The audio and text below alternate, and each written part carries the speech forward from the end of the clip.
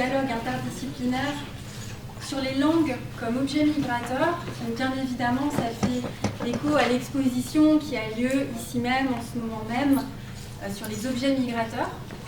Et les langues comme objet migrateur, c'est aussi le nom d'une commande artistique que nous avons passée auprès des nouveaux commanditaires et qui a fait l'objet d'un long travail avec des élèves, surtout du collège Vieux-Port, dont certains sont présents ce matin. On est très contents.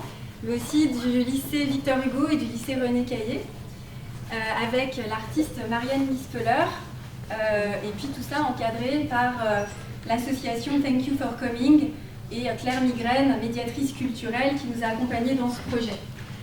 Donc aujourd'hui, c'est un petit peu le point d'orgue de ce long cheminement, qui a été à la fois un cheminement pédagogique, artistique, mais aussi scientifique, puisque depuis janvier, avec Muriel Moulinier, qui coordonne cette journée avec moi et qui est, comme moi, rattachée au laboratoire DILTEC, didactique des langues, des textes et des cultures à la Sorbonne Nouvelle.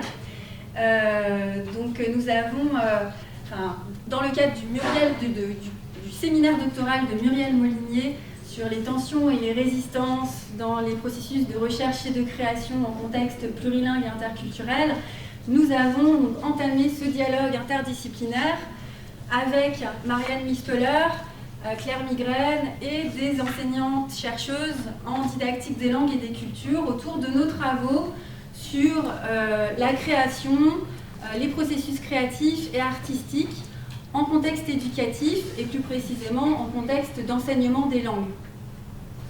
Voilà, donc nous coordonnons cette journée avec Muriel Moulinier qui est ici, avec de nombreux partenaires que nous souhaitons remercier, donc, avec Aix-Marseille Université, le laboratoire Parole et Langage, le SUPFLES, mais évidemment avec les musées de la ville de Marseille qui nous accueillent aujourd'hui.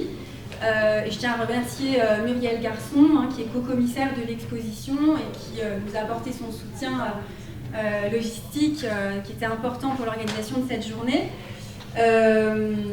Évidemment, le rectorat d'Aix-Marseille, la mission pour l'éducation prioritaire, donc ici représentée par Odile Aubert, inspectrice pédagogique, inspectrice académique régionale de lettres de l'Académie d'Aix-Marseille, et puis Guilhem Delofeu qui nous a aussi beaucoup soutenus dans ce travail. Voilà, donc pour ouvrir cette journée, nous sommes évidemment très heureux d'accueillir Barbara Cassin, membre de l'Académie française, commissaire générale de l'exposition Objets migrateurs, trésors sous influence, qui a lieu en ce moment. Et je ne crois pas me tromper en disant que Barbara était très attachée à faire résonner cette exposition dans la cité marseillaise, et notamment auprès des publics scolaires, mais pas seulement. Et que c'est grâce à elle que cette commande artistique autour des langues comme objet migrateur a été initiée en 2020.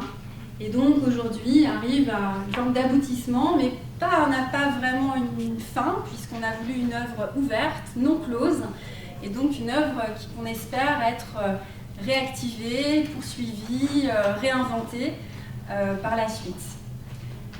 Voilà, donc je vais donner la parole à Barbara Cassin, que nous remercions beaucoup pour sa présence et pour cette ouverture. C'est moi qui vous remercie. C'est moi qui vous remercie de mener à bien cette interdisciplinarité et cette effervescence qui est absolument nécessaire, sinon une exposition n'existe pas, à mon avis. Donc pour moi c'est très important une journée comme celle-là et qu'il y en ait d'autres. D'ailleurs vous en avez organisé d'autres. Et la programmation au miroir est aussi un soutien vraiment important et je remercie le miroir de nous accueillir. Donc quelques mots très brefs. Les bonnes choses ça arrive par accident aussi et très souvent. Et en fait, j'ai rencontré Claire Migraine par accident, dans une espèce de réunion de femmes.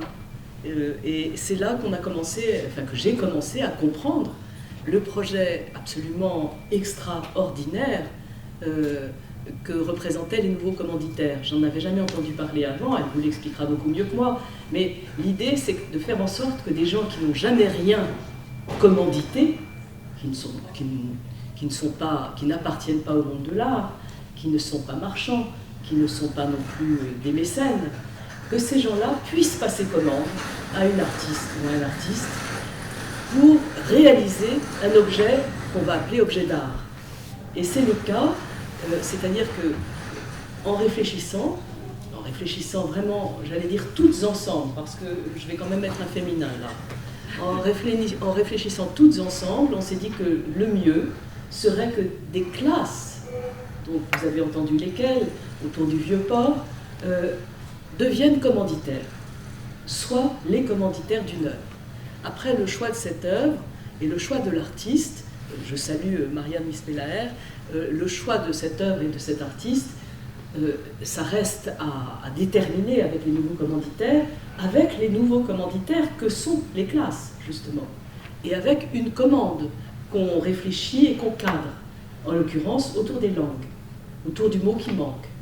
Et une commande ouverte, c'est-à-dire qui pourrait ne pas s'arrêter à une œuvre, mais que cette œuvre soit extensible, ne s'arrête pas à un moment du temps, mais puisse perdurer autrement, s'accroître comme une langue, justement. Qu'elle soit plutôt de l'énergie que pour parler grec, pardonnez-moi, mais je ne peux pas m'en empêcher, ça soit plutôt de l'énergeia que de l'ergone. Plutôt quelque chose une énergie qui dure, comme une langue, justement, plutôt qu'une œuvre faite et close. Donc, c'est cette commande-là qui a été passée à Marianne Mispelaer et qu'elle a instruite pendant donc 2 ans avec un certain nombre de classes, de professeurs et même de parents. Ce qui est assez extraordinaire, puisque c'est cette communauté-là qu'on essaye toujours de créer. Bon. De cela, vous allez voir son film, de cela il va être question abondamment, mais je voudrais, moi, parler de l'exposition par rapport à cela, puisque c'est ça mon travail, au fond. Mon travail a été d'être commissaire principal de cette exposition, c'est-à-dire de l'inventer, en somme. Et donc nous avons suivi l'idée de base, c'est que la migration, c'est toujours. Et c'est comme ça que se constituent nos civilisations. Il faut absolument dédiaboliser l'idée de migration, et c'est comme ça que, si vous avez visité l'exposition, vous voyez dans la chapelle, côte à côte, un skiphos qui représente Ulysse sur 2 amphores et un écoboat en bouteilles de plastique qui sont nos modernes amphores. Donc le rapport entre l'antique et le contemporain et aussi le rapport entre le proche et le lointain, puisque le musée, non seulement le musée d'archéologie méditerranéenne, mais le MAWA, le musée des arts d'Afrique et d'Océanie, sont partenaires, sont co-inventeurs avec nous toutes de cette exposition.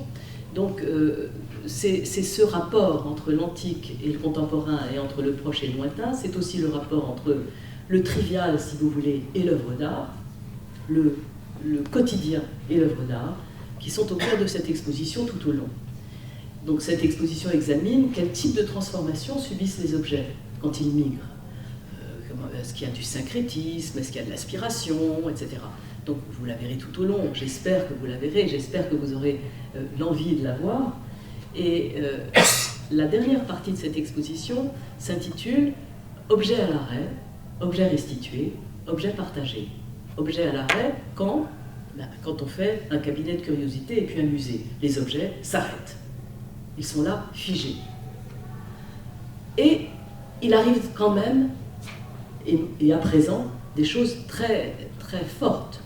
Vous savez que les restitutions ont été encadrées, ont commencé. Et c'est très important.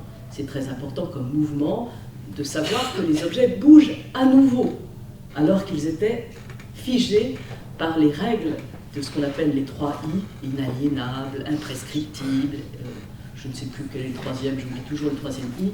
Bon, bref, les objets dans les musées ne pouvaient plus bouger. Et maintenant, ils recommencent à pouvoir réappartenir à ceux auxquels on les a plus ou moins volés.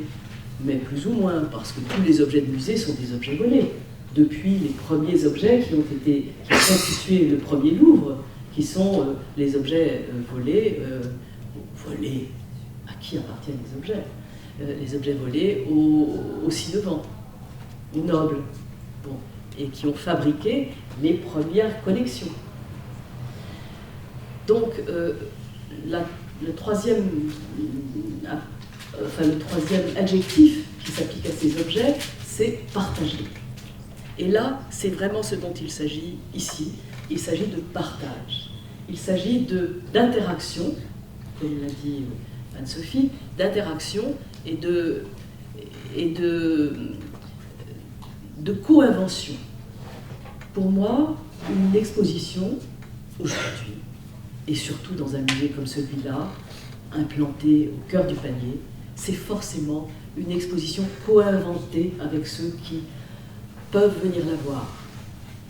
Et c'est pourquoi je pense qu'il est si essentiel que les classes viennent visiter.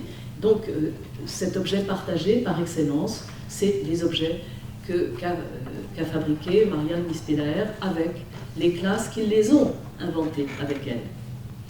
Voilà. Donc c'était ça que je voulais dire en introduction. Je voulais dire que la dernière salle que je vous invite à voir, la dernière salle à Roquepertuse, contient ces objets partagés auxquels vous adjoignez non seulement ce qu'a fait Marianne, mais vous adjoignez aussi la revue sonore qui se fait avec les gens et qui continue à se faire. Et puis, tout à fait à la fin de l'exposition, ce qu'on a appelé une banque culturelle, c'est-à-dire un objet-projet microcrédit pour que quelqu'un soit à nouveau ou autrement inséré dans la société. Donc voilà, c'est tout cet ensemble, si vous voulez, qui est magnifiquement déployé grâce à Marianne. Et voilà, je vais vous céder la parole maintenant.